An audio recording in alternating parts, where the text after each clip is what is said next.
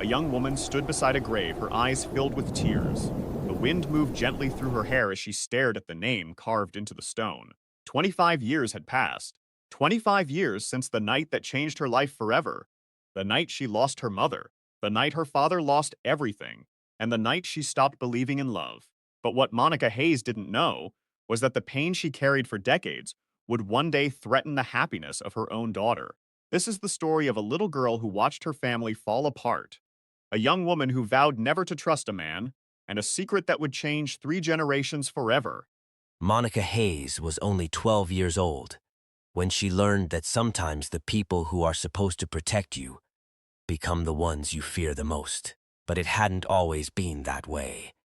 There was a time when laughter filled the Hayes mansion, a time when Monica would run through the long hallways chasing her mother, Amelia, while her father watched with a smile.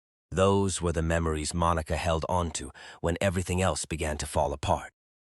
Her mother was warmth, the kind of woman who could make a bad day feel better with a simple hug. Her father, Richard Hayes, was one of the wealthiest businessmen in the city. To the world, they looked like the perfect family. But behind closed doors, a storm was quietly gathering. It started with small arguments, a harsh word here, an angry outburst there. At first, Amelia would always find a way to calm her husband down. But as the years passed, something inside Richard changed. Business pressures, financial battles, pride, anger. Whatever the reason was, he slowly became a different man. Monica noticed it before anyone else. The shouting became louder. The arguments lasted longer. The smiles disappeared. One evening, Monica sat in her bedroom doing her homework when she heard a crash downstairs. Her heart jumped. Then came the shouting, again. She slowly walked toward the staircase. From the shadows, she watched her parents argue. Her mother was crying. Her father was furious. "You never listen to me," Richard shouted.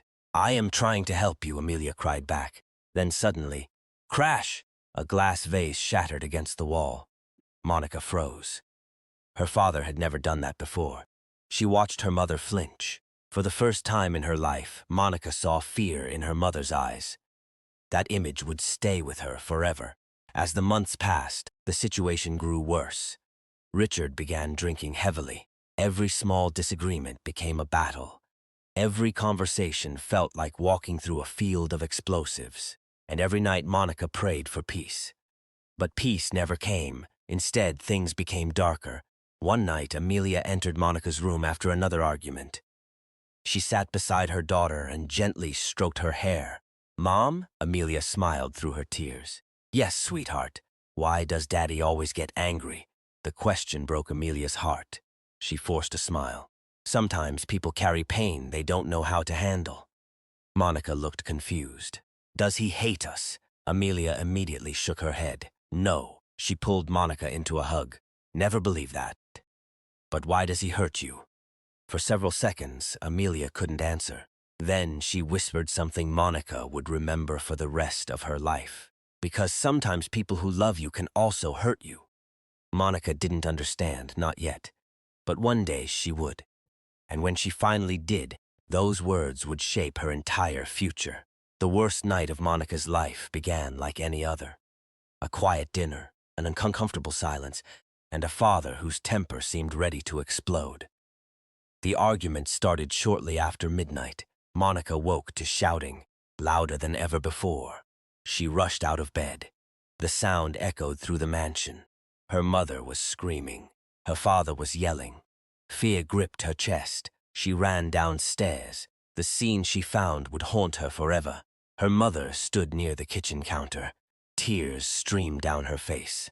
Richard stood across from her, trembling with rage. "You're destroying this family," he shouted. "No, Richard!" Amelia cried. "You are!" The next few seconds happened so fast. A shove, a stumble, a scream, then silence. Terrible silence. Amelia's head struck the edge of a marble countertop. Her body collapsed. She didn't move. For a moment, nobody breathed. Richard stared in horror. Monica stared in horror. Blood slowly spread across the floor. "Mom!" No answer. "Mom!" Still nothing. Then Monica screamed. The sound pierced the entire house. Sirens arrived minutes later. Paramedics rushed inside. Police officers surrounded the property. Monica stood outside, wrapped in a blanket, shaking, crying, praying, but deep down she already knew. Her mother was gone. The following weeks felt like a nightmare. News stations covered the story everywhere. The wealthy businessman, the dead wife, the devastated daughter. The trial became national news. Inside the courtroom, Monica sat quietly. Richard looked older, broken, defeated, but Monica felt nothing. Every time she looked at him, she saw blood on the floor. Every time she heard his voice, she remembered her mother's scream. The verdict came quickly. Guilty. Life imprisonment. As officers led him away, Richard turned toward Monica. Tears filled his eyes. "Monica, I'm sorry." She looked away.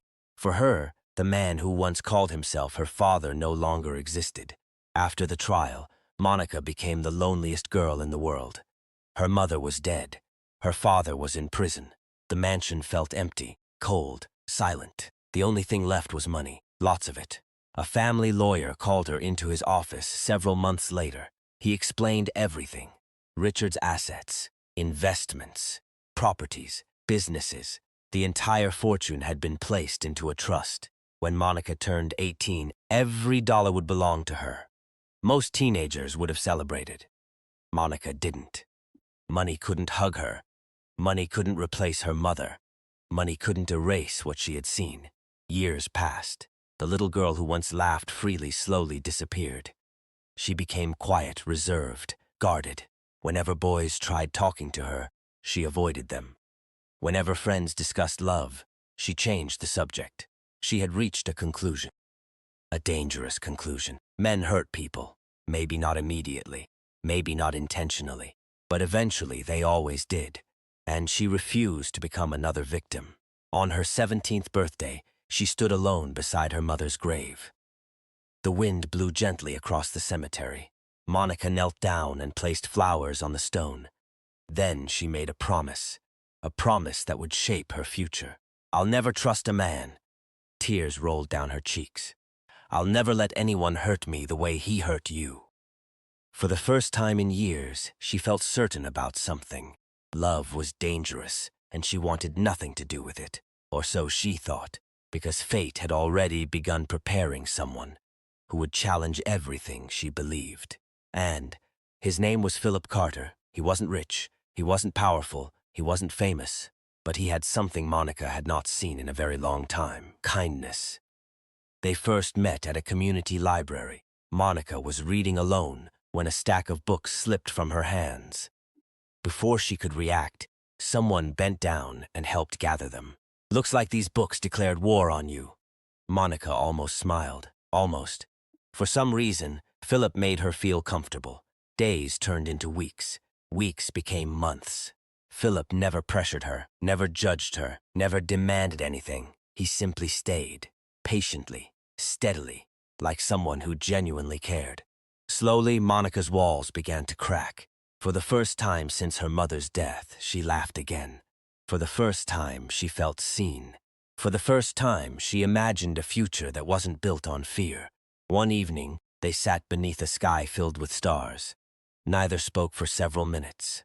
Finally, Philip broke the silence. "You know," Monica looked at him. "What?" "I think you're stronger than anyone I've ever met." Something inside her melted, a feeling she had fought for years, a feeling she never wanted to experience: love. Months later, Monica gave her heart to him completely. She trusted him, believed in him, dreamed with him, and for a while, life felt beautiful again. Then one morning, everything changed. Monica sat on the edge of her bed, staring at a small object in her trembling hands. Her breathing became uneven. Her heart pounded. Again and again she looked at the result, hoping she was mistaken, praying she was wrong. But the answer remained the same, positive. She was pregnant. The room seemed to spin around her. Fear flooded every corner of her mind. One thought echoed endlessly. What would Philip say? With shaking hands, Monica reached for her phone, unaware that the answer to that question was about to change her life forever. Would Philip stand by Monica, or would he disappear when she needed him most? Thank you for watching. Please subscribe, like, and put down your thoughts in the comments. From Epic Stories TV, we love you.